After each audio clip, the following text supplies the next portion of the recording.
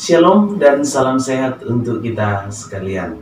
Kembali lagi kita akan belajar yakni mata pelajaran Pendidikan Agama Katolik dan Budi Pekerti. Nah, pada pembelajaran kali ini kita akan fokus lagi di tema keberagaman dalam hidup bermasyarakat. Dan bagian A, keberagaman sebagai realitas asali kehidupan manusia.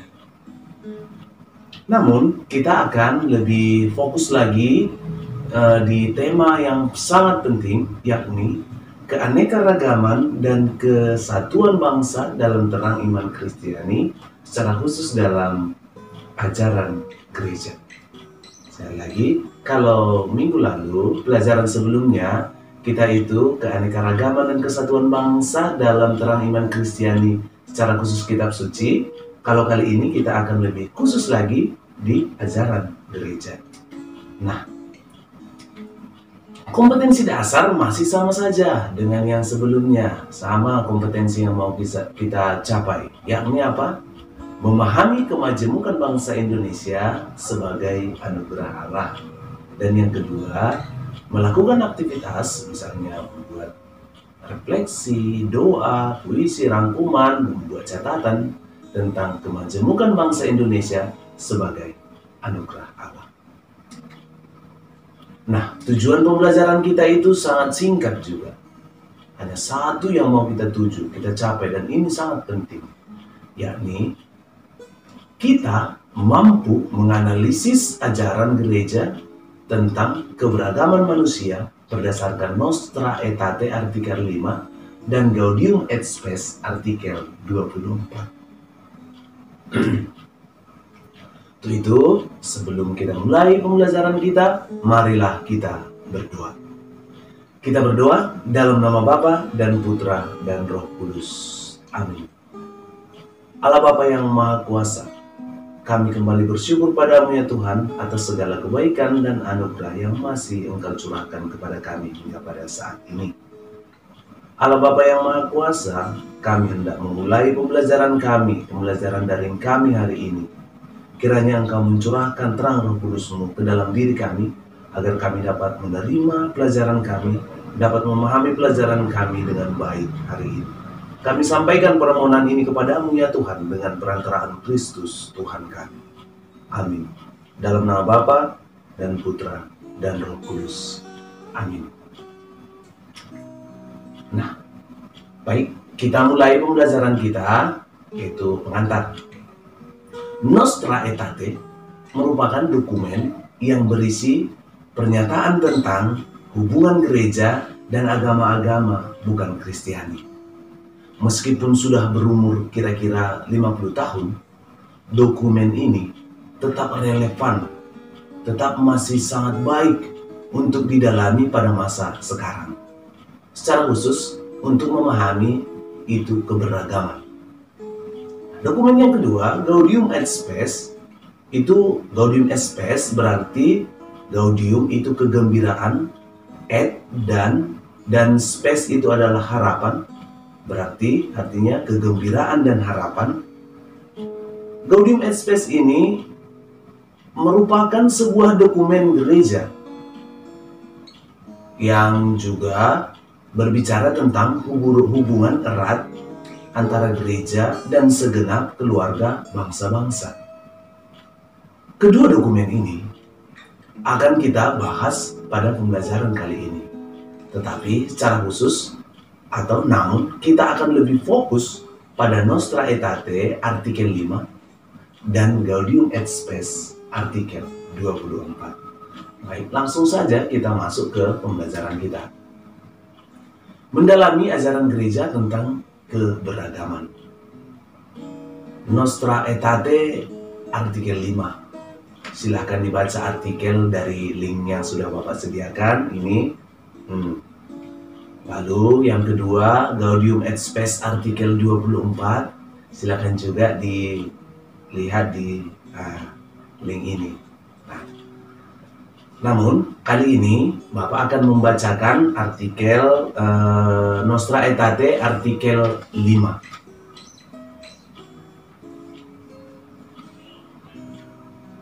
Tetapi kita tidak dapat menyerukan nama Allah Bapa semua orang bila terhadap orang-orang tertentu yang diciptakan menurut citra kesamaan Allah, kita tidak mau bersikap sebagai saudara. Hubungan manusia dengan Allah Bapa dan hubungannya dengan sesama manusia, saudaranya begitu erat sehingga Alkitab berkata, barang siapa tidak mencintai, ia tidak mengenal Allah, dalam 1 Yohanes 4 ayat 8. Jadi, tiadalah dasar bagi setiap teori atau praktik yang mengadakan pembedaan mengenai martabat manusia serta hak-hak yang bersumber padanya antara manusia dan manusia, antara bangsa dan bangsa. Maka, gereja mengecam setiap diskriminasi antara orang-orang atau penganiayaan berdasarkan keturunan atau warna kulit, kondisi hidup atau agama. Ini sebagai perlawanan dengan semangat Kristus. Oleh karena itu, Konsili Suci mengikuti jejak para Rasul Kudus Petrus dan Paulus, meminta dengan sangat kepada umat Kristiani supaya bila ini mungkin memelihara cara hidup yang baik di antara bangsa-bangsa bukan Yahudi, dapat kita lihat dalam 1 Petrus 2 ayat 12, dan sejauh tergantung dari mereka hidup damai dengan semua orang, sehingga mereka sungguh-sungguh menjadi putra Bapa di surga. Nah, itu tadi artikel Nostra Aetate, artikel 5. Nah, itu saja yang Bapak bacakan. Untuk Gaudium et Spes artikel 24, silahkan dibaca sendiri. Itu ada linknya juga, Bapak bagikan nanti di PowerPoint yang Bapak bagikan di pembelajaran kita. Oke, kita lanjutkan. Sikap Yesus yang harus menjadi sikap setiap orang Kristen. Atau lebih singkatnya gini, sikap Yesus yang harus menjadi sikap semua siswa SMA. Oke, langsung saja. Yang pertama itu sikap yang bersikap mencegah. Sikap yang bersikap mencegah perpecahan. Upaya-upaya konkret untuk membangun kehidupan bersama harus dikembangkan dengan menghapus semangat primordial, pengkotak-kotakan, dan semangat sektarian, sekte-sekte, kelompok-kelompok, dengan menghapus sekat-sekat dan pengkotak-kotakan masyarakat menurut kelompok agama, etnis, dan lain sebagainya. Nah, sikap yang kedua yang harus diikuti, sikap-sikap yang positif atau sikap-sikap yang aktif. Ini sikap yang kedua ya. Dalam masyarakat majemuk, setiap orang harus berani menerima perbedaan sebagai suatu rahmat. Perbedaan atau keanekaragaman adalah keindahan dan merupakan faktor yang memperkaya. Adanya perbedaan itu memberi kesempatan untuk berpartisipasi, menyumbangkan keunikan dan kekhususannya masing-masing demi kesejahteraan bersama. Perlu dikembangkan sikap saling menghargai, toleransi, menahan diri, kehidupan yang rendah hati, dan rasa solidaritas demi kehidupan yang tentram, harmonis, dan dinamis. Setiap orang harus bahu-membahu menata masa depan yang lebih cerah, lebih adil, makmur, dan sejahtera. Mengusahakan tata kehidupan yang adil dan beradab. Mengusahakan kegiatan dan komunikasi lintas suku, agama, dan ras. Nah, begitu pembelajaran kita hari ini. Sebagai penutup dari pembelajaran kita hari ini juga, Bapak mau menyampaikan begini. Dokumen gereja, Extra Notate dan Gaudium et Spes adalah dokumen yang sangat relevan untuk kita bahas sekarang ini. Keduanya mengajak kita untuk bertindak menjadi duta keberagaman di tengah-tengah dunia saat ini. pada masa ini, di mana pada masa ini kita berada pada masa atau kita berhadapan dengan pandemi COVID-19 yang masih merebak di dunia kita.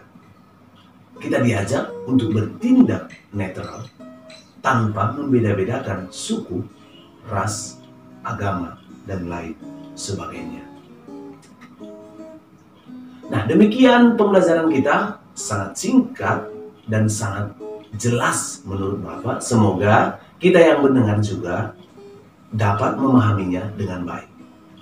Untuk itu, kita tutup pertemuan kita tutup pembelajaran kita dengan doa penutup. Kita berdoa dalam nama Bapa dan Putra dan Roh Kudus. Amin. Allah Bapa yang Maha Kuasa, kami bersyukur padamu atas segala penyertaan-Mu pada kami dari awal pembelajaran kami hari ini hingga akhir pembelajaran kami, ya Tuhan. Semoga pembelajaran daring kami ini dapat kami resapkan ke dalam hati kami masing-masing dan kemudian dapat kami jalankan di dalam kehidupan kami sehari-hari. Bantulah kami, ya Tuhan, agar apa yang kami pelajari ini sungguh-sungguh memampukan kami menjadi duta keberagaman di mana kami berada. Kami sampaikan permohonan ini kepada-Mu, ya Tuhan, dengan perantaraan Kristus, Tuhan kami. Amin. Dalam nama Bapa dan Putra dan Roh Kudus. Amin. Shalom dan salam sehat untuk kita sekalian.